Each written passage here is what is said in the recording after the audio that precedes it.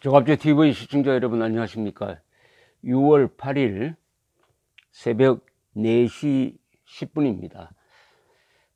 방금 전에 아베 트럼프 두 사람의 정상회담 직후에 있었던 기자회견이 끝났습니다.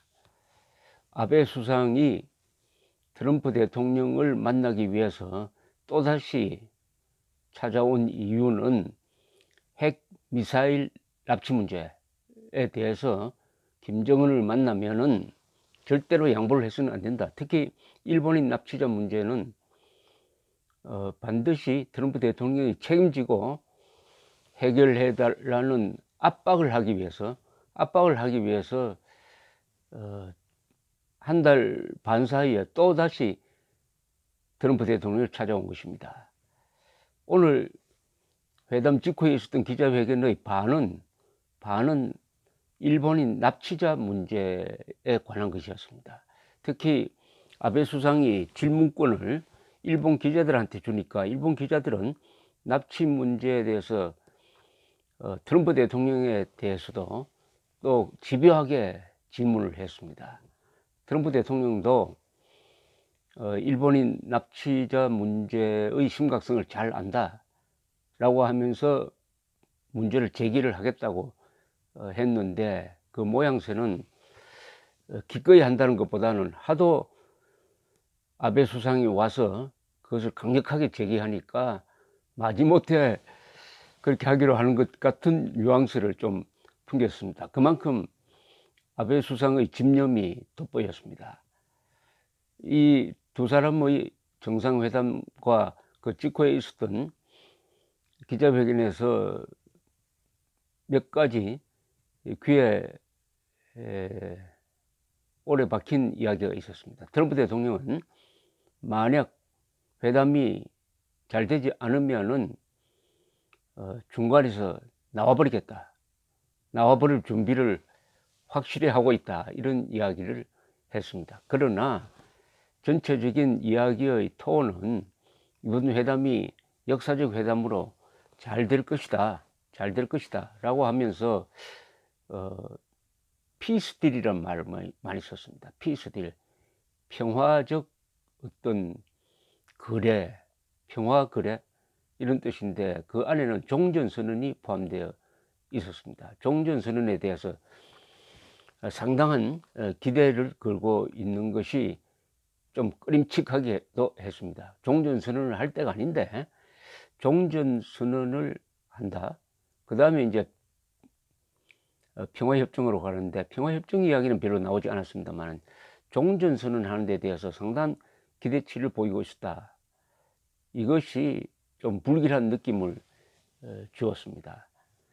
아베 수상은 ICBM뿐만 아니라 단거리, 중거리, 일본과 한국을 위협하는 단거리, 중거리도 반드시 폐기해야 된다.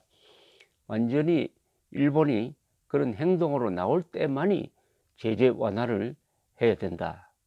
이런 주장을 했고 트럼프 대통령도 그 원칙에는 동의한다고 했습니다. 다만 지금은 제재하려면 한 수백 건의 신규 제재가 있는데 지금 회담 단계에서는 그 제재는 하지 않겠다. 맥시멈 프레셔, 최대한의 압박이라는 말도 쓰지 않겠다 라는 이야기를 며칠 전에 한 이야기를 오늘도 되풀이 했습니다. 그러면서 김정은이가 전한 그 편지를 읽어보니까 아주 내용이 좋았다 하면서 상세한 것은 이야기하지 않았지만 기대치를 또 높였습니다. 지금 트럼프 대통령은 캐나다로 가서 G7 회의에 참석하기로 돼 있는데 사실은 김정은을 만나기 위한 이 준비를 해야 되는데 G7 회의에 가는 것을 좀 꺼렸다고 합니다. 그동안 숙제를 좀 해가지고 공부를 많이 해서 지금 만나야 되는데 그러면서 이번 만남이 여러 만남의 시작이 될 것이다 하는 식의 이야기도 했습니다. 시작이 될 것이다. 이 트럼프, 아베 두 사람이 이 기자회견을 하는 자리에는 폼페오 국무장관과 볼튼 안보보 장관도 있었습니다. 지금 볼턴은 트럼프 김정은 회담이 이루어지면은 미국이 말려 들어간다는 판단을 해가지고 이것을 깨려고 했고 실제로 트럼프가 취소까지 결정을 했다가 다시 바꿨는데, 이 과정에서 볼튼과 폼페이오 국무장관, 강경한 볼튼과 대화론자로 바뀐 폼페이오 사이에 아주 설전이 벌어지고 볼튼이 북핵 문제에서 소외되었다 하는 이야기까지 나왔습니다. 그러나 오늘은 기자회견장의 앞자리에 볼튼 씨가 앉아 있었습니다. 아마 그런 보도를 의식한 것이 아니냐 하는 생각도 들었습니다. 확실한 비핵화 약속을 받아냈느냐 하는 것은 지금 아베 또는 트럼프 입에서 속 시원하게 나오지 않았습니다. 확실한 비핵화 의사를 북한으로부터 확인했느냐 하는 데 대해서는 지금 미국 정부 쪽에 어느 누구도 확실하게 비핵화 의지를 확인하고 완전하고 불가역적인 비핵화를 할 것이다, 그것을 전제로 해서 회담한다 하는 이야기는 어느덧 사라져버리고 종전선언, 피스딜 이야기를 하기 시작을 했습니다. 그리고 오늘도 북한이 비핵화를 한다면은 한국을 가장 강조합니다. 한국, 일본, 중국이 북한을 돕게 될 것이다. 이런 이야기를 또 했습니다. 그러니까 지금 북한과 미국 사이의 이 물밑 접촉에서는 어떻게 보면 비핵화보다도 북한을 어떻게 도와줄 거냐, 물질적으로 도와줄 것이냐 하는 부분이 더 중점적으로 논의되고 있는 그런 느낌을 받았습니다. 트럼프는 시진핑, 문재인 두 대통령을 상당히 칭찬을 했습니다. 아베 수상 면전에서 다른 두 대통령을 칭찬하니까 좀 이상하게 느껴졌습니다. 아베 수상은 납치자 문제를 해결하기 위해서는 어차피 김정은과 담판을 지어야 한다 라는 이야기도 했습니다. 또 트럼프는 모든 것이 잘 되면, 이 프로세스가 잘 되면은 김정은을 미국으로 초청하겠다는 이야기도 했습니다. 상당히 트럼프 대통령이 싱가포르 회담을 앞두고 좀 기분이 상당히 업되어 있다는 느낌을 주는 기자회견이었습니다. 이 기자회견을 두고 CNN에서 전문가들이 나와가지고 뭐 이렇게 논평을 하기도 했는데, 거기 미국 국무성에서 일했던 사람의 평은 이랬습니다.